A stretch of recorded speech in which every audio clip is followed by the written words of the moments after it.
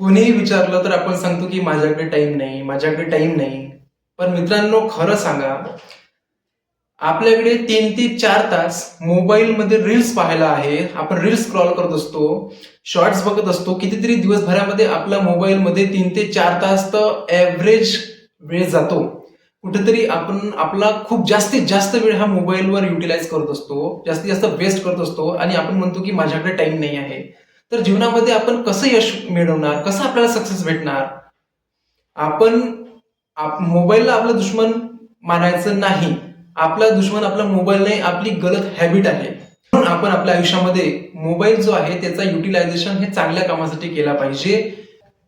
मित्रांनो, जर आपल्याला यशस्वी व्हायचं असेल ना, तर मोबाईलचं युटिलायझेशन हे आपल्या वर्कमध्ये करा, आपल्या कामामध्ये करा, आपल्या स्टडीमध्ये करा आणि ज्यामधून काहीच व्हॅल्यू भेटणार नाही असे रील्स पाहण्यात आणि असा मोबाईलमध्ये टाइम वेस्ट करण्यात काहीच अर्थ नाही आहे.